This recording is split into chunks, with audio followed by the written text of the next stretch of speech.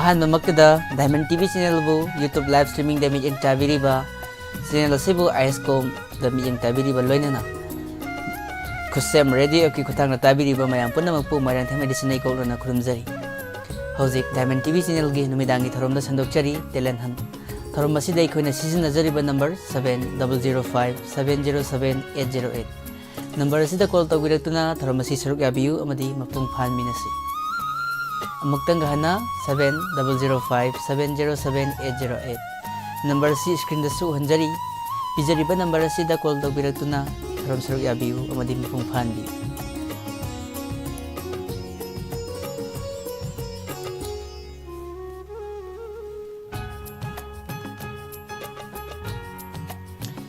थागतरी YouTube live streaming दा चंगबिरइबा नौना Sanasam Jamuna good evening madam बसु तराम नोचरी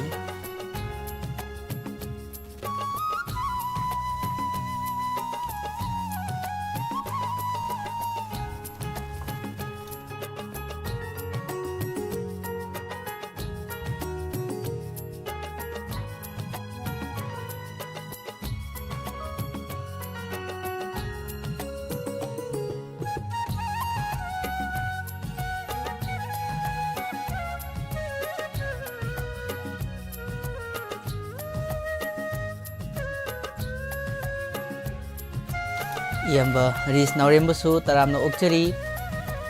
इचे परनीश्वरी लौरेंबम तरामना ओक्चरी थरमसिदा यंग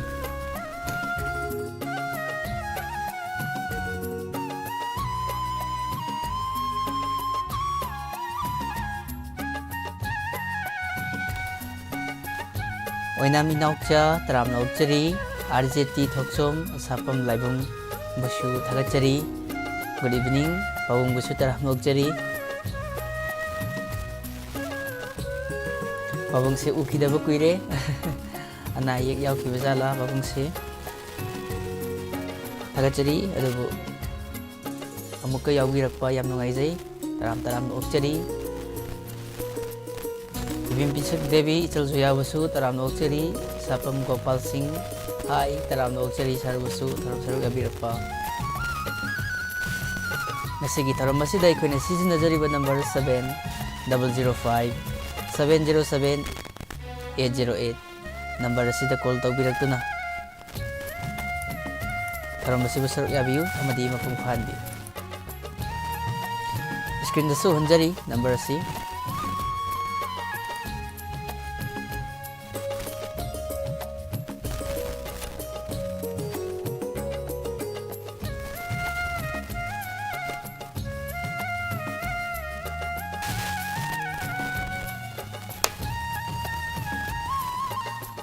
कॉलर लाक्पा ngaina mayam gidamakti sai matang gudol tamjarake mayam puna taminasi soikiba lanchiba yarbasu mayam nakpigani caller लाक्पिरे ado martadum gudol tamjarake fast caller packet चेकी के हाना हेलो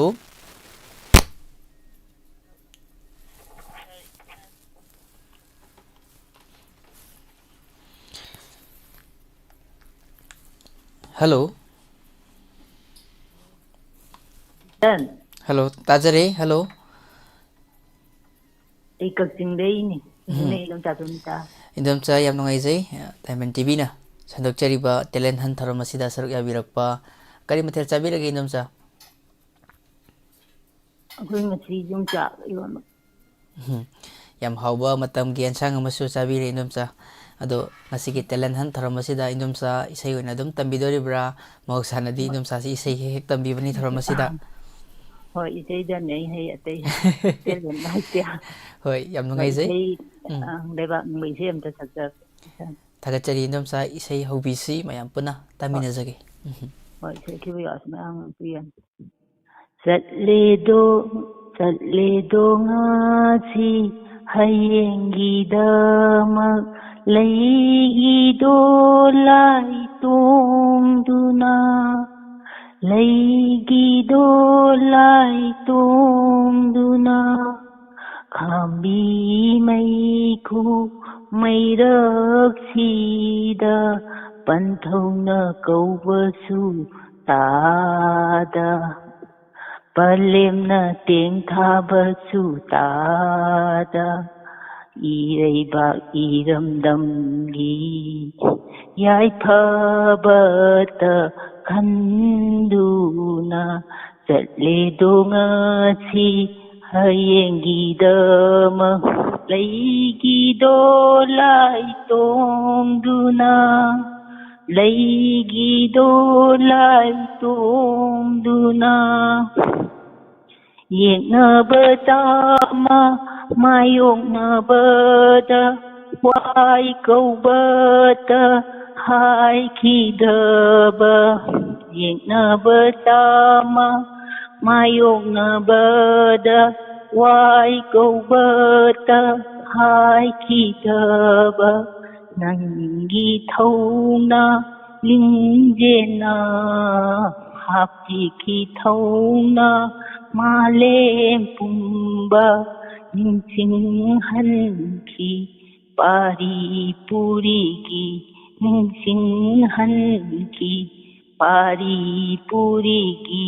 hanba leitraba thaunabu ꯆꯠꯂꯦꯗꯣ ꯉꯁꯤ ꯍꯌꯦꯡꯒꯤꯗꯃꯛ ꯂꯩꯒꯤꯗꯣ ꯂꯥꯏ ꯇꯣꯡꯗꯨꯅ ꯃꯁꯥꯒꯤ ꯑꯣꯏꯖꯕ ꯊꯥꯗꯣꯛꯇꯨꯅ ꯊꯋꯥꯏꯅ ꯄꯣꯟꯊꯥ ꯑꯣꯏꯈ꯭ꯔꯕ ꯃꯁꯥꯒꯤ ꯑꯣꯏꯖꯕ ꯊꯥꯗꯣꯛꯇꯨꯅ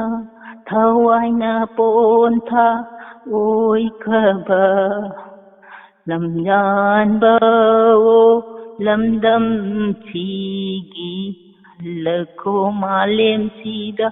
ꯑꯃꯨꯛꯇꯗꯤ ꯂꯝꯖꯤꯡꯂꯈꯣ ꯃꯥꯂꯦꯝ ꯄꯨꯝꯕ ꯂꯝꯖꯤꯡꯂꯈꯣ ꯃꯥꯂꯦꯝ ꯄꯨꯝꯕ ꯂꯝꯃꯥꯡꯅꯔꯕ ꯈꯨꯟꯅꯥꯏꯁꯤꯗ ꯆꯠꯂꯦꯗꯣ ꯉꯁꯤ ꯍꯌꯦꯡꯒꯤꯗꯃꯛ ꯂꯩꯒꯤꯗꯣ ꯂꯥꯏ ꯇꯣꯡꯗꯨꯅ ꯂꯩꯒꯤꯗꯣ ꯂꯥꯏ ꯇꯣꯡꯗꯨꯅ ꯁꯜꯂꯣꯏꯟꯖ ꯊꯥꯒꯠꯆꯔꯤ ꯏꯟꯗꯣꯝꯆꯥ ꯌꯥꯝ ꯐꯖꯕ ꯂꯩꯕꯥꯛ ꯅꯤꯡꯕ ꯏꯁꯩ ꯑꯃ ꯈꯨꯗꯣꯜ ꯇꯝꯕꯤꯔꯝꯗꯨꯅ ꯊꯧꯔꯝ ꯑꯁꯤꯕꯨ ꯍꯧꯗꯣꯛꯄꯤꯔꯝꯕ ꯏꯟꯗꯣꯝꯆꯥꯕꯨ ꯅꯆꯥꯅ ꯍꯥꯏꯅꯤꯡꯉꯥꯏ ꯂꯩꯇꯅ ꯊꯥꯒꯠꯆꯔꯤ ꯂꯣꯏꯅꯅ ꯂꯥꯏꯚ ꯍꯣꯏ ꯆꯥꯠꯇ ꯂꯩꯕꯤꯔꯤꯕꯁꯤꯡꯅꯁꯨ ꯑꯗꯨꯛꯀꯤ ꯃꯇꯤꯛ ꯊꯥꯒꯠꯄꯤꯔꯛꯏ ꯍꯣꯏ ꯂꯩꯈꯤꯗ꯭ꯔꯕ ꯑꯩꯈꯣꯏ ꯑꯊꯧꯕ ꯑꯅꯤꯗꯨꯁꯨ ꯍꯥꯏꯗꯤ ꯃꯇꯝ ꯄꯨꯝꯅꯃꯛꯇ ꯅꯨꯡꯉꯥꯏꯅ ꯂꯩꯕꯥꯛꯇ ꯅꯨꯡꯉꯥꯏꯅ ꯂꯩꯕ ꯑꯣꯏꯁꯅꯨ ꯍꯥꯏꯖꯒꯦ ꯅꯨꯡꯉꯥꯏ ꯊꯋꯥꯏ ꯅꯨꯡꯉꯥꯏꯇꯦꯕ ꯍꯣꯏ ꯇꯧꯔꯤꯉꯩꯁꯤ ꯑꯗꯣ ꯃꯇꯨꯡꯗ ꯁꯨꯝꯕ ꯑꯃꯨꯛ ꯏꯆꯦ ꯑꯅꯥꯒꯤ ꯊꯕꯛꯁꯤ ꯊꯣꯛꯇꯕ ꯍꯥꯏꯗꯤ ꯏꯁꯣꯔꯗꯁꯨ ꯈꯨꯔꯨꯝꯖꯔꯤ ꯏꯆꯟ ꯑꯗꯨ ꯃꯌꯥꯝꯁꯨ ꯊꯥꯒꯠꯆꯔꯤ ꯏꯆꯟ ꯊꯥꯒꯠꯁꯨ ꯊꯝꯖꯔ ꯊꯥꯒꯠꯆꯔꯤ ꯏꯟꯗꯣꯝꯆꯥ ꯑꯗꯨꯒ ꯂꯥꯏꯚ ꯆꯥꯠꯇ ꯂꯩꯕꯤꯔꯤꯕ ꯃꯌꯥꯝꯁꯤꯡ ꯑꯃꯨꯛꯇꯪ ꯂꯥꯎꯊꯣꯛꯆꯒꯦ ꯃꯤꯡ ꯁꯅꯁꯝ ꯖꯃꯨꯅꯥ ꯇꯔꯥꯝꯅ ꯑꯣꯛꯆꯔꯤ ꯏꯌꯥꯝꯕ ꯔꯤꯁ ꯅꯥꯎꯔꯦꯝ ꯊꯥꯒꯠꯆꯔꯤ ꯄꯅꯦꯁꯣꯔꯤ ꯂꯧꯔꯦꯝꯕꯝ ꯏꯆꯦꯕꯨꯁꯨ ꯇꯔꯥꯝꯅ ꯑꯣꯛꯆꯔꯤ ꯑꯣꯏꯅꯥꯝ ꯏꯅꯥꯎꯆꯥꯁꯤꯡ ꯁꯥꯔꯕꯨꯁꯨ ꯊꯥꯒꯠꯆꯔꯤ ꯑꯔꯖꯦꯇꯤ ꯊꯣꯛꯆꯣꯝ ꯁꯥꯄꯝ ꯂꯥꯏꯕꯨꯡꯕꯨꯁꯨ ꯊꯥꯒꯠꯆꯔꯤ ꯄꯥꯕꯨꯡ ꯑꯗꯨꯒ ꯁꯥꯄꯝ ꯒꯣꯕꯥꯜ ꯁꯤꯡ ꯏꯕꯦꯝ ꯄꯤꯁꯛ ꯗꯦꯕꯤ ꯏꯆꯜ ꯖꯣꯌꯥ ꯊꯥꯒꯠꯆꯔꯤ ꯑꯔꯨꯅꯤ ꯑꯀꯣꯏꯖꯝ ꯅꯦꯅꯦꯕꯨꯁꯨ ꯇꯔꯥꯝꯅ ꯑꯣꯛꯆꯔꯤ ꯑꯉꯥꯎꯕ ꯄꯥꯈꯪ ꯇꯔꯥꯝꯅ ꯑꯣꯛꯆꯔꯤ ꯇꯔꯥꯝ ꯌꯥꯎꯕꯤꯔꯛꯄ ꯅꯦꯅꯦ ꯍꯦꯃꯂꯇꯥ ꯑꯦꯟ ꯇꯔꯥꯝꯅ ꯑꯣꯛꯆꯔꯤ ꯄꯥꯕꯨꯡ ꯑꯔꯖꯦꯇꯤ ꯊꯣꯛꯆꯣꯝ ꯉꯁꯥꯏ ꯄꯥꯕꯨꯡꯁꯦ ꯀꯨꯏꯅ ꯊꯧꯔꯝ ꯌꯥꯎꯕꯤꯔꯛꯈꯤꯗ꯭ꯔꯦꯅ ꯍꯪꯖꯔꯨꯕꯗꯣ ꯂꯥꯜ ꯂꯣꯏꯕ ꯉꯥꯏꯔꯝꯕꯅꯤ ꯉꯥꯏꯕ ꯉꯝꯗ꯭ꯔꯦ ꯏꯆꯥ ꯏꯗꯤꯁꯟ ꯍꯥꯏꯕꯤꯔꯛꯄ ꯍꯣꯏ ꯌꯥꯝ ꯅꯨꯡꯉꯥꯏꯖꯩ ꯄꯥꯕꯨꯡ ꯑꯩꯈꯣꯏꯒꯤ ꯗꯥꯏꯃꯟ ꯇꯤꯚꯤꯒꯤ ꯁꯟꯗꯣꯛꯆꯕ ꯊꯧꯔꯝꯁꯤꯡꯕꯨ ꯌꯥꯝ ꯅꯨꯡꯁꯤꯕꯤꯕ ꯂꯛꯇꯒꯤ ꯄꯥꯕꯨꯡꯁꯨ ꯑꯃꯅꯤ ꯑꯗꯨ ꯆꯥꯠ ꯌꯥꯎꯔꯛꯇꯕꯅꯤ ꯑꯗꯨ ꯊꯧꯔꯝꯕꯨꯗꯤ ꯁꯨꯝ ꯃꯤꯠꯌꯦꯡ ꯇꯥꯕꯤꯔꯝꯒꯅꯤ ꯍꯥꯏꯅ ꯁꯨꯝ ꯈꯟꯖꯩ ꯑꯗꯨ ꯅꯧꯅ ꯍꯥꯏꯗꯤ ꯍꯟꯗꯛꯇ ꯑꯃꯨꯛ ꯌꯥꯎꯕꯤꯔꯛꯄꯁꯤꯗ ꯉꯁꯤ ꯅꯆꯥꯅ ꯎꯖꯕꯁꯤꯗꯁꯨ ꯇꯔꯥꯝꯅ ꯑꯣꯛꯆꯔꯤ ꯑꯗꯨꯒ ꯏꯆꯦ ꯂꯥꯡꯂꯦꯟꯊꯟ ꯑꯁꯦꯝ ꯇꯔꯥꯝꯅ ꯑꯣꯛꯆꯔꯤ ꯏꯌꯥꯝꯕ ꯍꯦꯟꯗꯤ ꯂꯥꯏꯁ꯭ꯔꯝ ꯊꯥꯒꯠꯆꯔꯤ ꯊꯧꯔꯝ ꯌꯥꯎꯕꯤꯔꯛꯄ ꯏꯃꯥ ꯏꯕꯦ ꯌꯥꯏꯃ ꯒꯨꯔꯨꯃꯌꯨꯝꯕꯨꯁꯨ ꯇꯔꯥꯝꯅ ꯑꯣꯛꯆꯔꯤ ꯍꯤꯗꯡꯃꯌꯨꯝ ꯅꯤꯀꯤ ꯏꯆꯦ ꯂꯤꯟꯊꯣꯏ ꯗꯥꯏꯃꯟ ꯇꯤꯚꯤꯒꯤ ꯃꯣꯗꯔꯦꯇꯔ ꯑꯣꯏꯕꯤꯔꯤꯕꯤ ꯏꯆꯦꯕꯨꯁꯨ ꯊꯥꯒꯠꯆꯔꯤ ꯕꯂꯥ ꯀꯣꯟꯖꯦꯡꯕꯝ ꯏꯃꯥꯕꯨꯁꯨ ꯇꯔꯥꯝꯅ ꯑꯣꯛꯆꯔꯤ ꯅꯦ ꯑꯔꯨꯅꯤ ꯃꯨꯇꯨꯝꯕꯨꯁꯨ ꯊꯥꯒꯠꯆꯔꯤ ꯇꯥꯎꯔꯦꯝ ꯄ꯭ꯔꯃꯨ ꯃꯦꯗꯥꯝꯕꯨꯁꯨ ꯊꯥꯒꯠꯆꯔꯤ ꯃꯃꯥ ꯏꯕꯦꯝꯍꯜ ꯅꯤꯡꯊꯧꯈꯣꯡꯗꯒꯤꯕꯨꯁꯨ ꯊꯥꯒꯠꯆꯔꯤ ꯑꯗꯨꯒ Ruxina Tarham Noksari, Taibe Matokso, Nokcha, Tagachari, Saki, Yumnam Imabusu, Tarham Noksari, Tagachari, Taram Yogbirakpa, BN, Gamer, YT, Hi Bro Busu, Tarham Noksari, Gaitri Hairom, Aying Bi Yumnam, Nene Busu Tagachari, Tagachari, Mayampanamak Aduga, Matangi Kolar Muk, Paikachagi. Hello. Hello. Taram Noksari, Minglefam, have you? I kasing tegi ani. Yam nungaize, Sarangasi Taramasi, the Yabirokpa, Telan Taramni Sarangasi, Mayam the Karita Han Bidoino. Isay makatang Hoy, within a theater, Matiam, Yucatan Tech. Tagachari, Hobirasi, Mayampuna, Taminazari. Nikab niraw ko ananille Hana suna bagiwari na loinay dre Anam bana tuhadle Hindagi atra laydate Unsigi mamalay trabados Ichi kullaba ahimsida Yankahoy kanagumbi amakati Aikoy gidama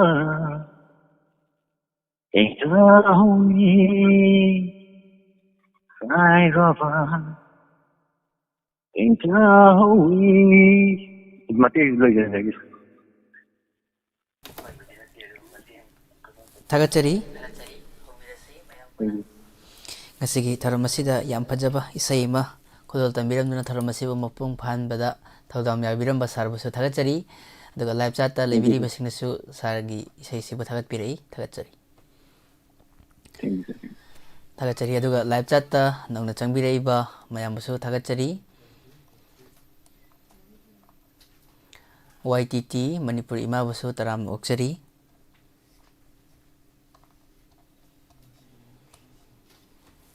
Matangi Kolar Muk Packet Chage, Hello. Hello. Taram Oksari, Ima, Mayam the Mingle Pumtan Kangansi.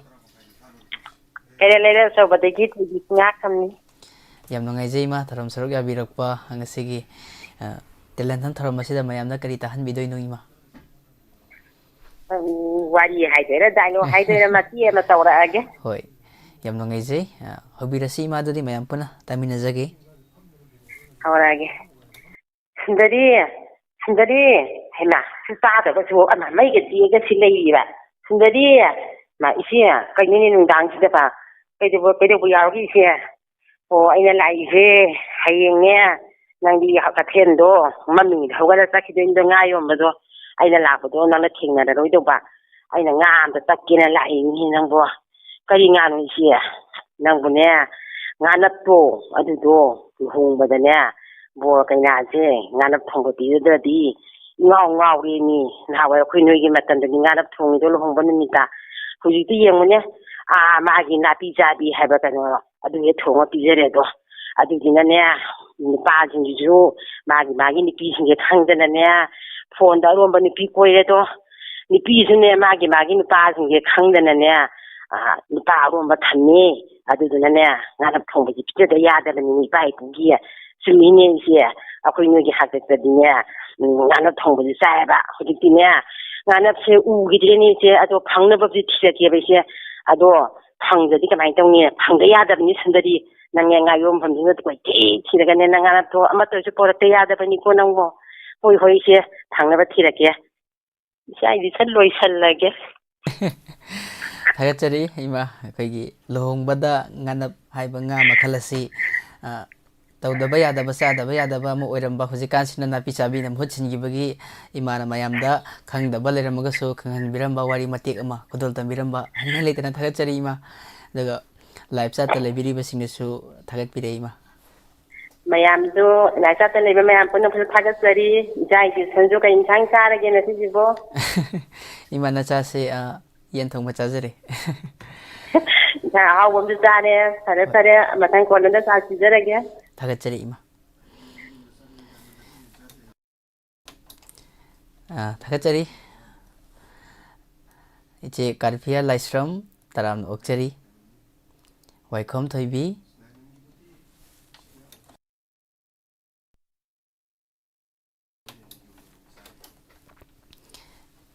ngasise yumda chajarakpani diamond gidi ngasise chamna dum charami yumdagi thagachari mayam panamuk pusu iche Soni taram okchari akoijam Binoy taram okchari sarbusu duga waikom thoibi thagachari saitapati maibam medam busu taram okchari Punsibadi busu thagachari Niroda loitong bam medam busu taram okchari taram yaubirakpa yam nungaijai aduga Vikas Usam sarbusu thagachari Simba Khan taram okchari thagachari taram yaubirakpa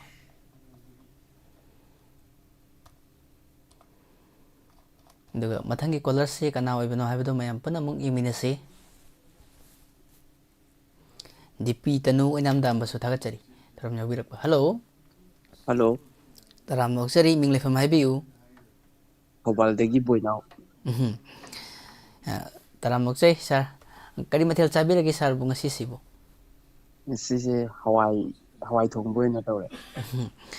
hoi chamna hawba mathel amasu chabire sir ado ngasigi Diamond TV na sandokchariba talent hunter masida mayamda kari tahan midoino Isai oina mati amatang hoi yam ngai jai hawirasi mayam puna tamina jage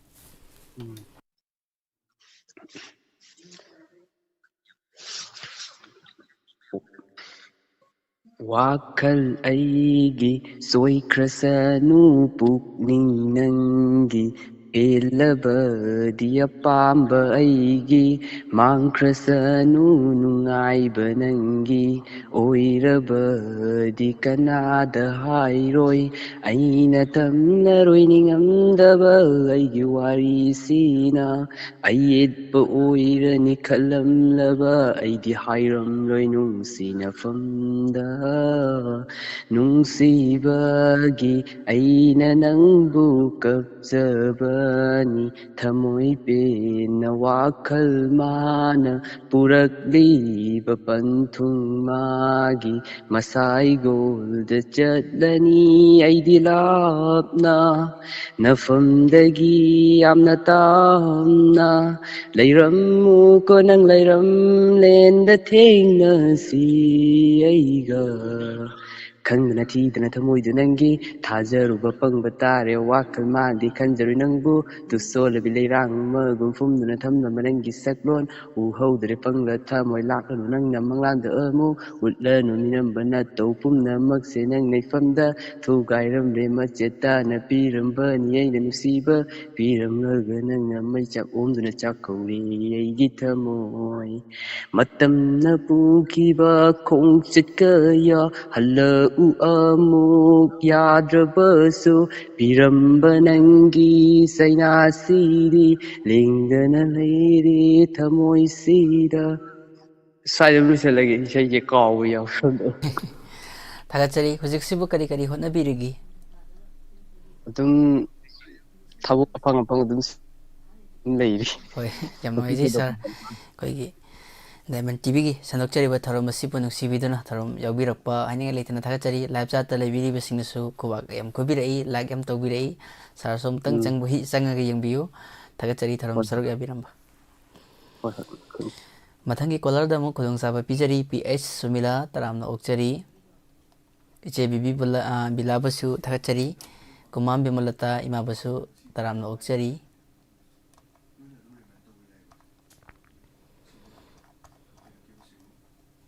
Anis Sesabam busu taramna okchari thagachari Premchand Maitei busu taramna okchari good evening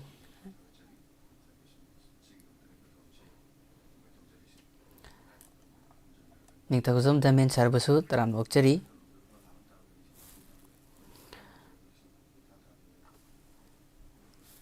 mathangi caller amuk paikhatchage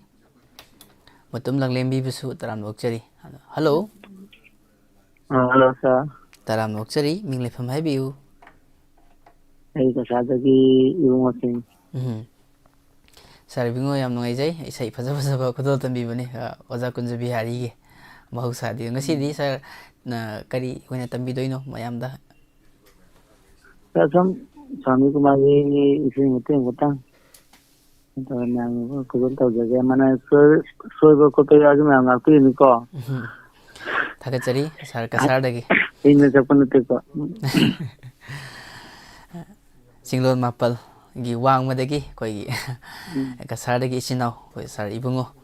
na tharom yaubirak pa haingai leitana thagachari sir gi isai hobisi mayam puna taminazagi Nungsiba amagi nungsili punbu kainri hairaga loi payabara nungsiba amagi nungsili punbu kainri hairaga loi payabara Kaya dalay na biday hairiba, biday hairaga. Oh, kaya dalay na biday hairiba, biday hairaga. Tauba yabara, tauba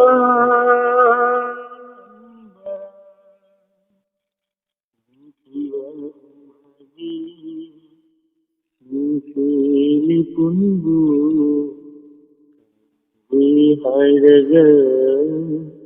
lomba yabara haikiba wabu nisindanana karigi chaliba migi makada Aigini hairam kundu parindo Nahang aibu huktikam uktara Siva amagi Nisili punbu Kangi hairaga Loiba yabara Iyoi mapogi Nanda bernambara Kenalai bage Nanda bertai banda Iyoi mapogi Nanda bernambara Kenalai bage Nanda bertai banda Lamki bakaya layrasu na pangda Nahan aibu ngaktikam uktara Siba amagi Nisili punbu Kairi hairaga Loiba yabara Siva amagi Nisili punbu Hairaga Loiba yabara Halo Rinda thagachari sir ibungo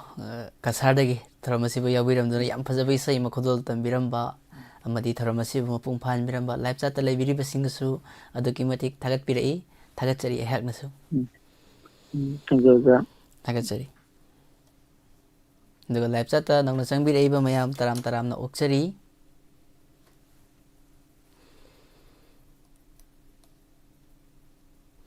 Rina Thangjam taramna okchari